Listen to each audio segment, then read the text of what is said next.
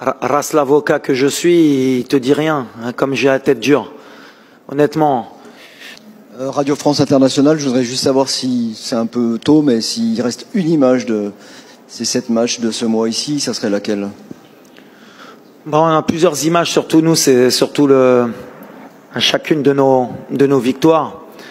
Le peuple marocain qui sort dans la rue, et aussi le fait que Sa Majesté aussi soit sorti fêter les victoires dans la rue avec le peuple, ce qui montre que on a eu un impact extraordinaire et qu'on a réussi à tous se réunir pendant un mois.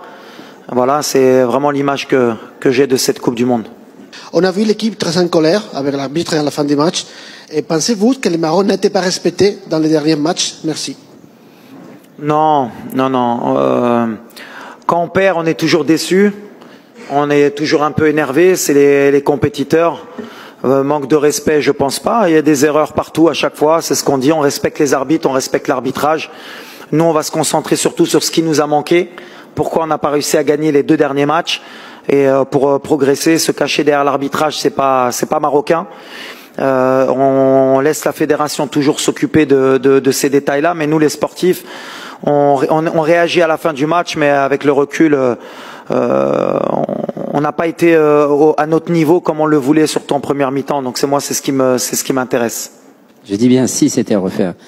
Qu'est-ce que Walid aurait pu changer ou améliorer? Race l'avocat que je suis, il te dit rien, hein, comme j'ai la tête dure. Honnêtement, au début de tournoi, on avait 0,01% de chance de gagner la Coupe du Monde. Donc je dis pas 3%, 4%, 0,001%. On est arrivé dans le dernier carré de la Coupe du Monde. On a joué, je le répète, que des grandes nations. Alors le Marocain que je suis et le peuple que je connais. ولا كان لعب هيدا ولا كان لعب 5 ولا كان لعب 3 ولا كان je l'ai passé au WAC, je connais. Écoute, hamdoulillah, si j'ai un message à envoyer, on est dans les 4 meilleures équipes du monde.